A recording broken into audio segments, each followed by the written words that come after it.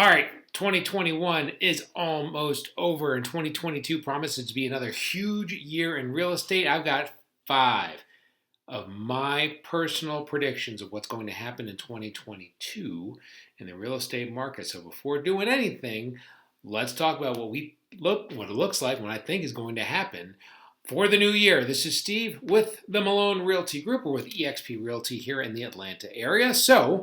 Obviously, 2021 has been a crazy year. We had the crazy start to the year with the wild west of sellers markets back in March and April.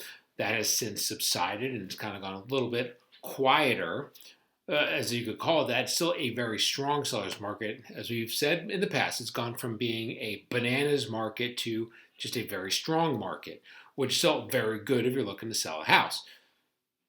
Things have changed a little bit over the year. That's led us to this point. So let us look forward. Five things that we're thinking for next year. All right, so in 2022, number one that we're thinking, not really going to be a quote spring market. I think the market's going to go super hot right out of the gate. It's been super hot up to this point. I think December, what we typically see is there's a gap, let's say between December 10th and the end of the year, where everybody's looking. It's Christmas season. People are buying stuff. People are vacationing. At the end of the year, school, all this stuff's going on. It's the end of the year. So if people are not actively in place by, let's say, December 10th, as far as having something under contract, the market really goes dead. And what we typically see in the normal world, what we typically see is that lasts through probably mid to late February, and then the spring market kicks off. I think this year, based on where we are right now, what we've seen right now, because the number of buyers in the market, number of sellers in the market, we've added more homes, but not appreciably more. We've kept a bunch of buyers. We've lost some, but we still have a bunch of buyers in the market. Rates are still reasonable. So, add all that together to say, I think once we come right out of the gate of New Year's, I think the market is just going to pick right back up.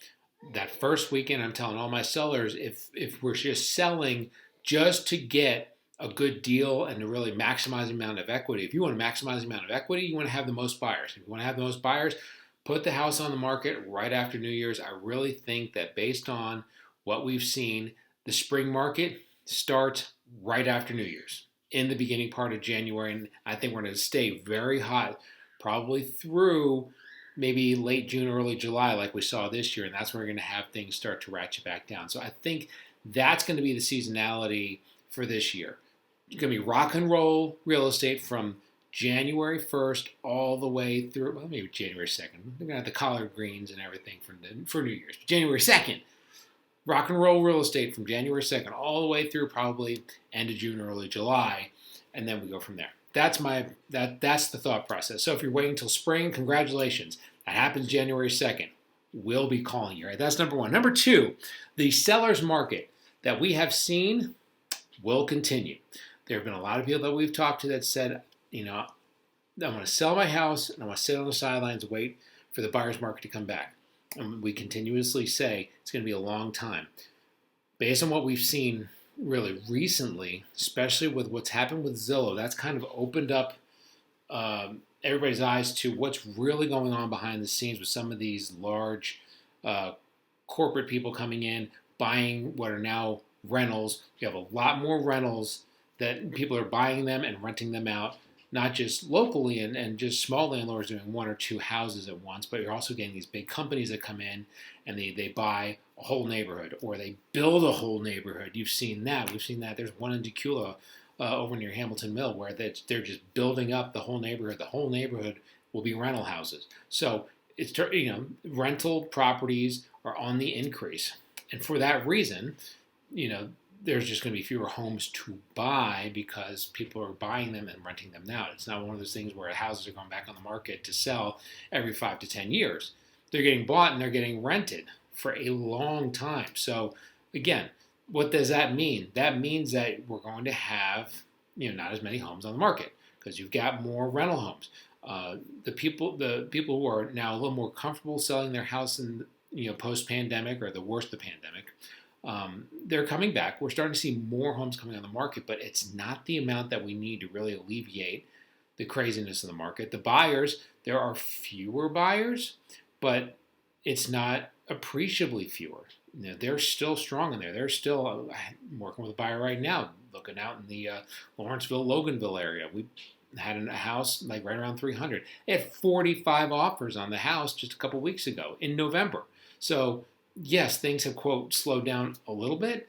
You're still having houses with 45 offers. So it is still a very strong seller's market. So keep that in mind. And that is not going to change this year. The only way you're going to change out of a strong seller's market is if we get a bunch more buyers, or excuse me, a bunch more listings and a bunch less buyers. And I just think that with things the way that they are right now, the listings are not quite coming back because people are afraid that they have nowhere to go. Buyers, there are fewer, but they are still strong in number. Rates are going to keep them in. And you got a lot of investors who are trying to pick up rental properties in this market and strengthen their portfolio. So that's another player in the game that's really trying to take advantage of the market. So you got all those forces saying if you're going to sell your house, if it's in the right area, looks the part, priced right, you're going to get multiple offers on it. That's going to continue this year. So if you're waiting until things improve, for buyers, it's going to be a very long time. It's not going to be in 2022. So there you go. Number 3, home prices will continue to go up. Probably not as strong as they have this year. 2021, we've seen prices go up on the average, I'm saying in Atlanta area, 15 to 20% on average. Some spots a little bit higher, some spots a little bit lower, but on average, 15 to 20%. I think next year, when you look at some of the national numbers, a lot of national numbers are between 5 and 10%. I think we'll be closer to that, the upper end of that, maybe that 8 to 10% range. Prices are going to continue to go up. Not as strong, but historically, it's going to be a very strong number again this year is what the prices are going to do. Just because, same deal. It's still a very strong seller's market. And if it's a very strong seller's market, that means that the supply and demand curve means there's less supply and more demand. And that's going to drive up prices. So that's what's going to happen. Home prices will continue to go up. Once again, if you're waiting for the prices to go down to buy, you're going to be waiting for a while. What looks like a bad deal today may be a really great deal 3 years from now. So keep that in mind. Number 4, interest rates are going to go up. That's my guess based on what's happened. And we've seen in the last month and a half, I think about a quarter percentage point raise in just a month and a half. I think that once we get into 2022 2022 through the end of 2022, you could see those prices go up on the order of a half to maybe 3/4 of a percentage point. Now, if that happens, that will have a big impact on the number of buyers that are in the market. I still don't think it's going to be a big enough impact to really, completely flatten out the real estate world as far as making a more balanced market. But I definitely think more buyers are going to pull out of the market just because the interest rates are going to go up. What I always tell my buyers is, interest rates are one of those things. The interest rates can change. They're temporary. You get, again, my first house I bought in 2002, we had 6.25% interest rate when we bought the house, and we thought that was great. I mean, if I tried to give somebody 6.25% interest rate right now, they would scream. You couldn't imagine a fate worse than death, paying 6.25% on an interest rate. So, keep it in perspective. Interest rate something like 3.25 compared to where it was a year ago. Yeah, that's gone up. It's 3.25. Okay, so let's say you get an interest rate in that area. Let's say you bought today. And the interest rate, let's just say, for example, it's 3.25. If you bought today and it goes down a point in the next year, instead of going up a point, it goes down a point to 2.25. Guess what you can do? You can refi the house. Okay? So you're not locked into the higher rate. The thing you're trying to do is you're trying to get the house. Because houses are not going to be easier to come by over the next year. We're not going to get to a point where we're like, look at this. There's 9 months worth of inventory on the market. It's not coming back that fast. And if it does, there are a lot of people looking to buy up property to add to their portfolios, on top of it. So, properties are a big deal right now. If you can get your hands on a house, pay the 3.5% if that's what it comes to. If it's 3.5%, my goodness, get the house. If it goes back down to 2.5, We got people that can refi and help you refi. Okay, so get the property. If you get the opportunity to get a property, and if you pay 3.5, I promise you, it is not the worst thing that has ever happened. Okay, and I know there's a lot of people that are watching this who are saying, my first house I bought in 1980, interest rate was about 1,000,000,000%, which is pretty high at 1,000,000,000%. Number 5, rental companies are going to continue the strengthen their hold on the real estate market. One of the things that we saw out of the Zillow debacle back in October when Zillow decided to pull out of the iBuying program, one of the things that they did was a lot of the houses that they had, they sold to some of those national investors and some of those just basically those companies that rent the houses out. Sold a whole bunch of houses to them. And it kind of opened up the door to kind of what's going on behind the scenes and kind of, what's going on in the world. This is something that we're seeing a lot of. I'm selling a house right now. We're closing tomorrow.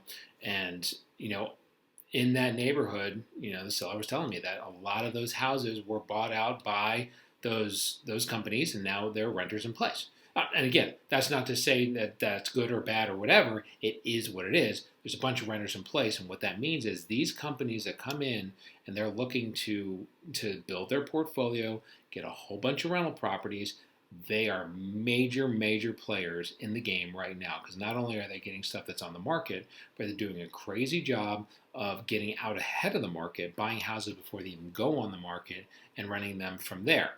So they see an opportunity in real estate because real estate continues to go up, and everybody says there's got to be at some point everything's got to burst. At some point things have got to change. I kind of agree, but what's going to change? Because right now you still got a bunch of buyers, you still don't have enough homes on the market. The rates are still competitive, and the economy, no matter what side you fall on, yeah, there are issues. There's the threat of inflation, things like that. Economy's stable. Employment is up. I mean, what's going to be the domino? I mean, there could be a domino. Nobody saw COVID coming. COVID happened. I mean, I don't know what the domino would be to cause that, but if everything continues the way that it is right now, I still think that you've got, a lack of inventory. You have a bunch of buyers in the market. And again, keep in mind, this is not like it was in February and March. In February and March, you had a crazy low amount of inventory and a crazy high amount of buyers, okay?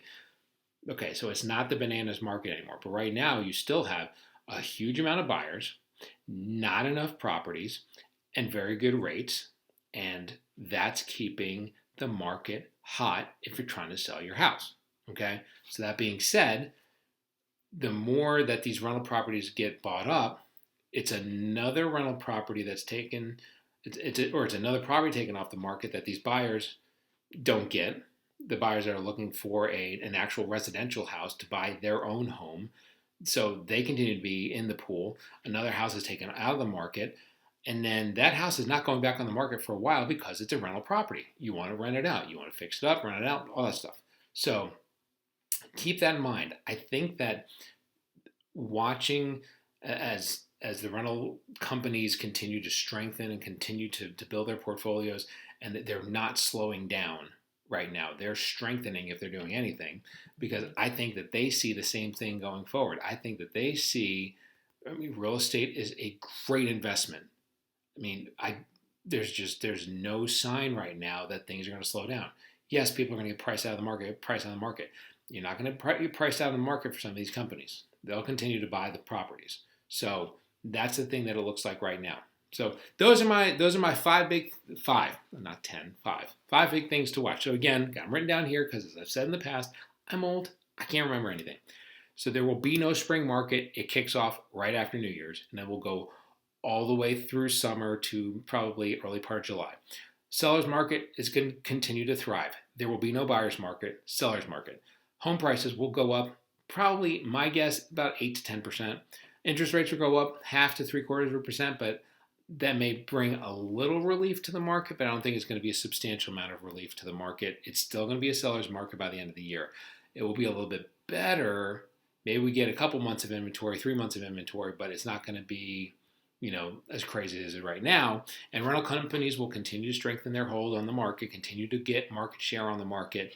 And that's going to mean that each house will be at a premium when it goes on the market if you're looking to buy. So those are my 5 for 2022. What do you think? Looking at everything and keeping an eye out. What are your thoughts?